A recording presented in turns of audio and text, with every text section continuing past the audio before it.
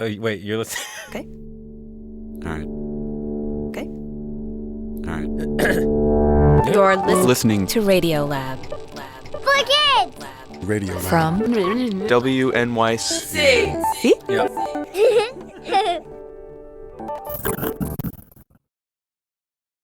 3, 2, 1. Imagine You wake up in the dark. your eyes dart around to see. A little circle of blue shimmering light. You waddle over on your webbed feet and realize it's water. So you dive in head first. As you kick and glide, you grow fur Really thick fur and an extra set of eyelids. that act like goggles underwater. And then you look behind you to find A big black scaly paddle. it's your tail, which you can slap on the water with a nice loud flap. You have become A beaver. Okay, now is the part where I make you sing the theme song with me. Okay, I'm ready. Terrestrials, terrestrials, we are not the worst, we are the First. Try again. Opposite of worst is? The best. terrestrials. Yeah, you got it. Okay, I like it. Terrestrials is a show where we uncover the strangeness waiting right here on Earth. I am your host, Lulu Miller, joined as always by my song bud, Take me to the river, Alan. swimming with the beaver. So here we are, kicking off this brand new season of Terrestrials. While all around us, really hard things are going on. Wildfires, wars, climate change. And so we wanted in this moment to look to creatures that might give us hope. Creatures that actually mend the world around them. And there is maybe no mammal that has such an outsized positive effect on the planet than beavers. Yep, those buck-toothed, waddling, funny-looking rodents. By the end of the episode, you will see how a single family of beavers can have such a positive impact on the world around them, you can literally see it from space.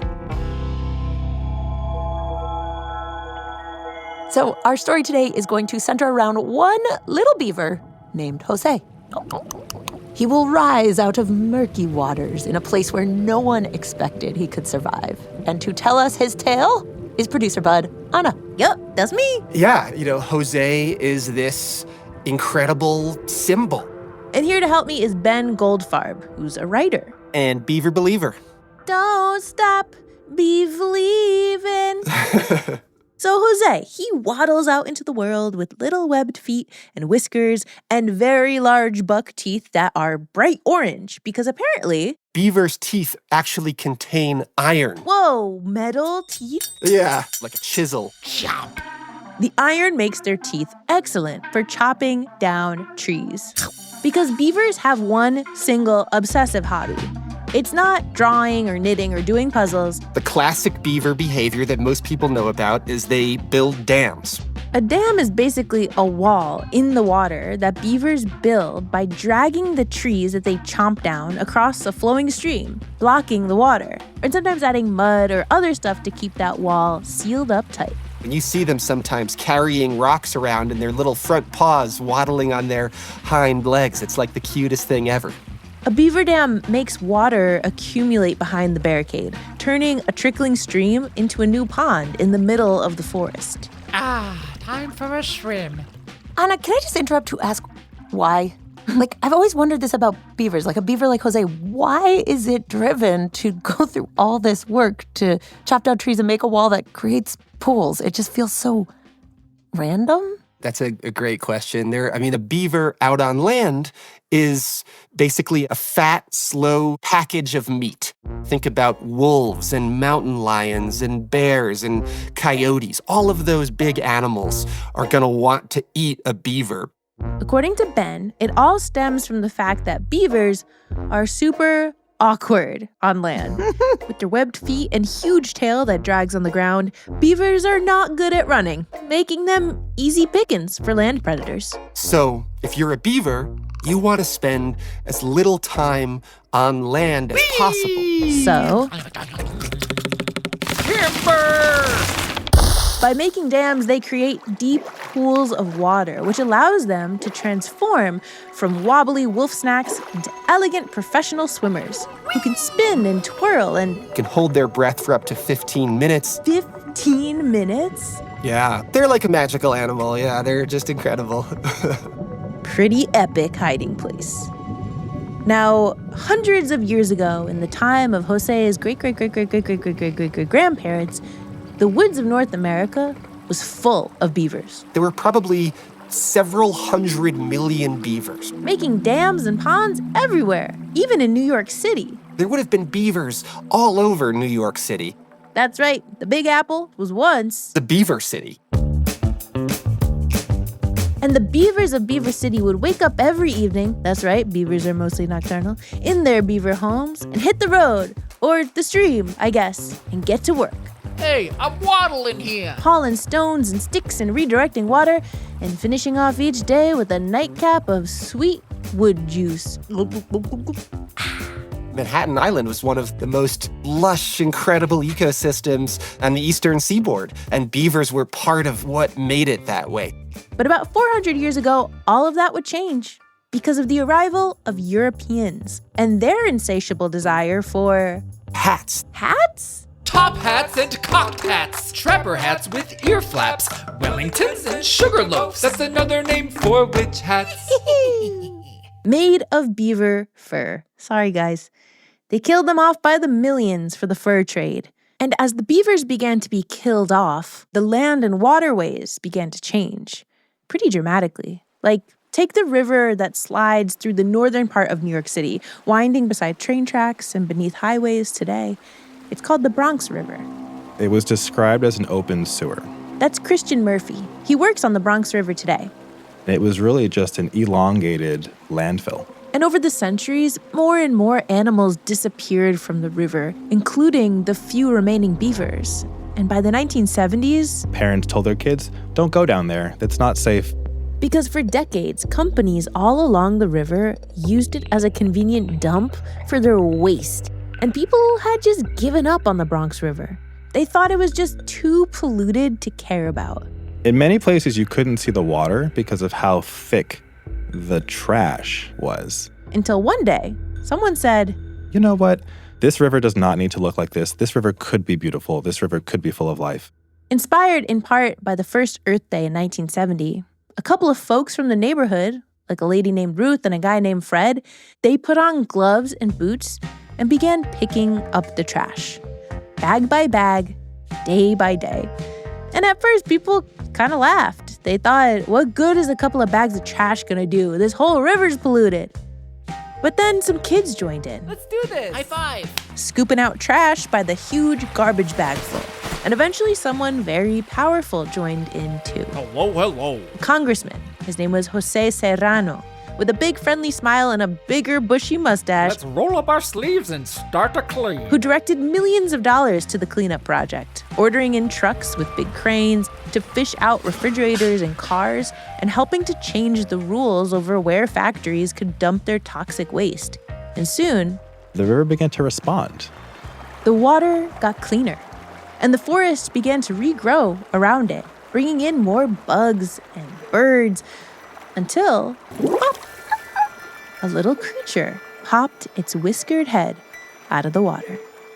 And it was a beaver. Jose! After an absence of more than 200 years, the beaver has come back to New York City.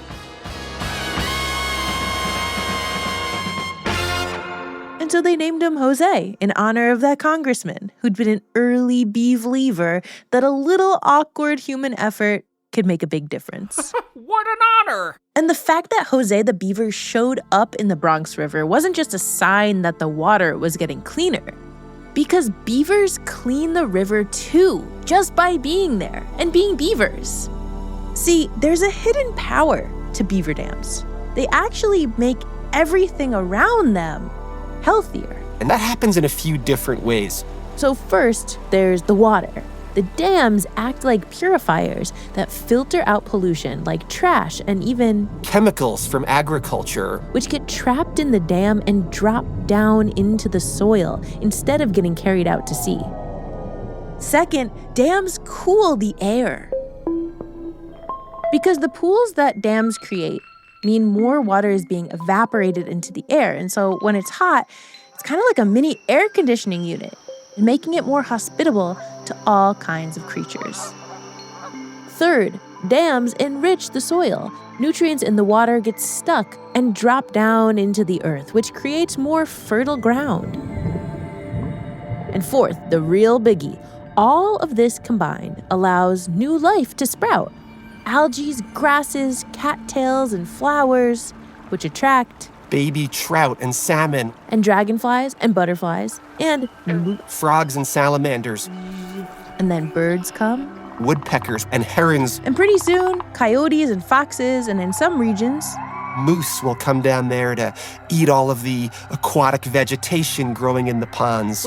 Thank you, Beavs. and in José's case, after just a few years of him hanging out in the Bronx River, Somebody looked and squinted their eyes and said, wait a minute, there's a second beaver there. There are two beavers. Sacre beef! Another beaver! And so Jose and the second beaver, they were roommates, Classic New Yorkers. sharing rent on the river, sharing groceries, cutting down the same trees together. And it gets better. I can't imagine it getting any better. But it does. Because you've maybe heard of a little-known pop star named Justin Bieber? Well, they held a naming contest and And the second beaver was named Justin Bieber. Beaver, beaver, beaver, oh! There's gonna be one less lonely beaver. Thank you, Alan. Jose and Justin lived together for years, munching on wood, swimming with their eyes peeking out of the water, and slowly but surely increasing the biodiversity of the river and the forest around it. And as time has ticked on, the river has only grown healthier, welcoming back snapping turtles and sunfish, and even, as was spotted in 2023, 2 dolphins swimming around in the Bronx River. No. yes, Dolphins? yep. Okay. Go Beavers. Imagine if everywhere you walked, you just sprouted flowers and life followed you. That would be nuts. How long does it actually take? Once a dam goes in, is it years before you start seeing this greening effect? No, that's the thing. It's super fast. Within a couple of months, there'll be cattails and lily pads and swamp roses blooming. Okay, so just to recap everything these funky little guys are doing to the world around them. Their dams are cleaning the water, cooling the air, making the soil richer, and increasing biodiversity in these pretty dramatic ways.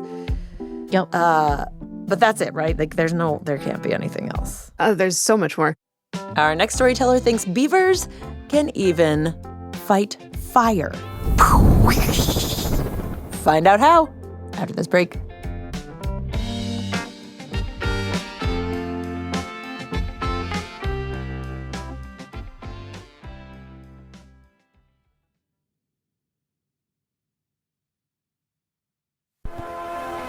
Look, up in the sky, it's a bird, it's a plane. No, it's beavers parachuting down from the clouds? Crates full of beavers.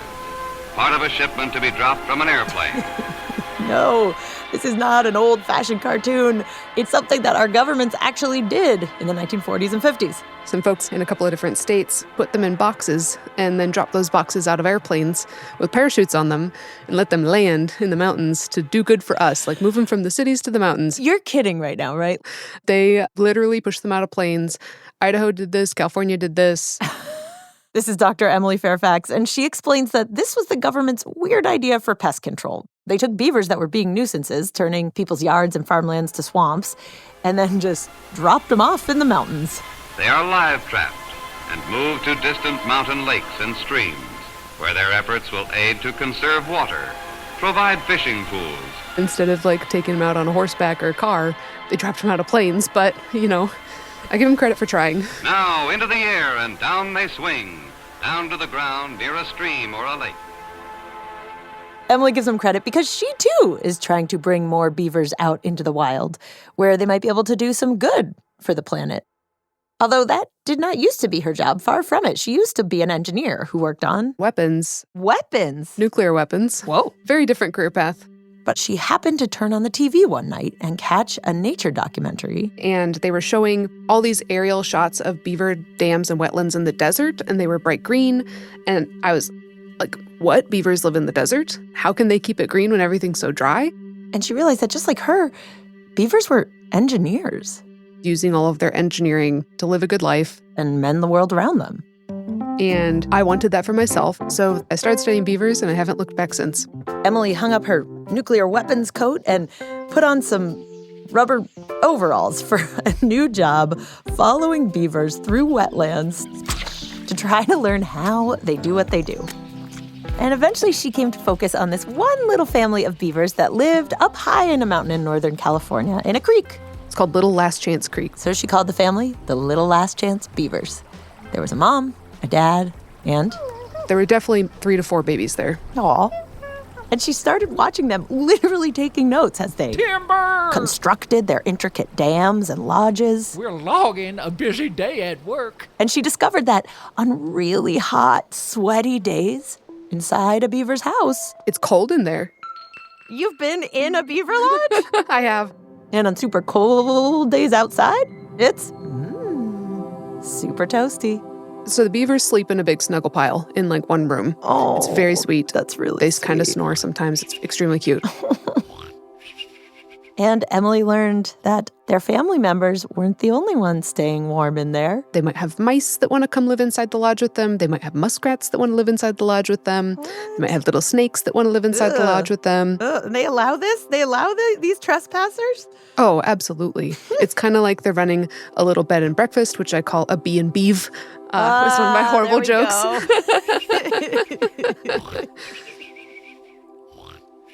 Winter turned to spring, spring to summer, and then one day, there was a spark.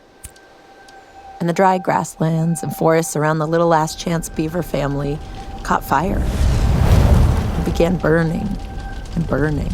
It was a really devastating fire. It burned a lot of forest. This was back in the summer of 2021, and it became one of those mega fires we're seeing more and more of because of climate change.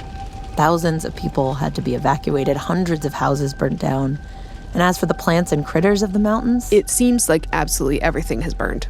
By October, humans were finally able to extinguish the fire. But Emily had no idea what happened to those beavers. Could they have survived the fire? So one day, she began the long drive up the mountain. And the drive up is very disheartening because everything is just blackened and it's silent, which was the creepiest and strangest part to me. So I'm not feeling like super confident. But she keeps driving. And we find a route in. They get out of the car and begin walking. And suddenly... It is loud. It is splashing water. There's all sorts of birds. There's lots of bugs. There's a lot of wind in the trees and the grasses and the rustling you expect. Oh, wait. And even there being wind in the trees means there's still trees standing. There's still trees. The pine trees that were near it are fine. The trees that are in the wetland are fine. It was completely green. Completely unburnt. Not even just like a little burnt. Like they were unburnt. And when I got there, like honestly, it was like tears in my eyes. Why tears? Because I drove past the burned houses coming up and the burned roads and all the things that we wanted to protect and couldn't. And thinking about the future of climate change and knowing that this is the future that's coming, that's a really difficult reality to wrap your head around. I was living in California at the time. Like I was seeing my future there. And then getting up to the beaver wetland, it was a very hopeful moment because sometimes it feels like we're all out of ideas and it's not working. But then right in front of me, something is clearly working. And even if we don't know exactly why or how yet, we can learn from it. And as for the Little Last Chance beavers? I did stay out in the evening and saw both mom and dad swimming. And when they were out swimming, I could hear 3, maybe 4 different young beaver whines coming from where the lodge was. They made it. Yeah. And it wasn't just them. When Emily looked at the area from way high up in space from a satellite, she saw something incredible. This halo of green around the beavers' dams. She guessed that this one little family, these 5 or 6 awkward beings, had saved about 7.5 acres of land from burning. Yeah, that effect is called making fire refugia. It's a patch that doesn't burn that other things can use. Refugia is a fancy word, sort of like for refuge. It's just like place that is safe. Mm-hmm. Okay. Exactly. Refugia. I love this word. I have not stopped thinking about it since Emily taught it to me. How might we all create a little refuge around us for the other beings of this world? Even if we are clumsy and awkward and waddling and tired. I think about the people in the Bronx, those first 2 or 3 people who started picking up trash. We got this. And eventually created a ripple effect that cleaned up the river. These things can happen. They do happen in the human world and in the animal world. That day at the beaver dam, Emily saw frogs and birds and even a bear, creatures she suspects might not have survived the fire without that beaver family. And that's why she has come to see beavers as firefighters. Yeah, they're spreading water out across the whole landscape that's keeping everything nice and green and healthy and stopping it from being easy to burn. Emily has tested this effect in mountains and forests and deserts. And so far what we've seen is that they are really good at making fireproof patches pretty much everywhere. Little rings of green that you can literally see from space. You know, when we talk about restoring nature, we don't always know how to do that. But guess what? Beavers instinctively know what it's supposed to look like. That's Beaver Believer Ben again. He and Emily both work in different ways to inspire and convince people to protect beavers. One of the mantras of the Beaver Believer goes, let the rodent do the work. They'll store water for us, they'll capture pollution, they'll help us fight wildfires, they'll create habitat for all of the fish we like to eat and the birds we like to watch and so on. They do all of this stuff for us if we let them. Another mantra, be more beaver. What if we too worked to build structures that actually mended instead of harmed the land? As pie in the sky or impossible as that may seem, there are people already out there doing just that, following in the beaver's footsteps, waddling awkwardly toward a better world, one step at a time.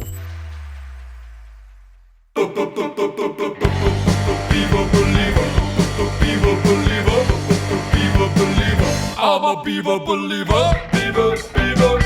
Oh, oh, oh, oh, you little overachiever. I'm a beaver believer, beaver, beaver. We see the ripple effect. You'll make a big splash. I'm a beaver believer, beaver, beaver. Oh, oh, oh, oh, you little overachiever. I'm a beaver believer, beaver, beaver. Let's get to work. If you believe, roll up your sleeves and let me see that tail slap. We're small and awkward, and the challenge is tough. If we work together, we can rise above. We waddle on until the job is done. So don't cry us a river, you know we'll just dam it up. I'm a beaver believer, beaver, beaver. Oh, oh, oh, oh, you little overachiever. I'm a beaver believer, beaver, beaver. Let's get to work. If you believe, roll up your sleeves and let me see that tail slap. Even though they're kinda weird, the beavers got it going on. Those little awkward engineers, sometimes it only takes just one, maybe two, just a few little critters to chew what needs to be done and change the world for everyone.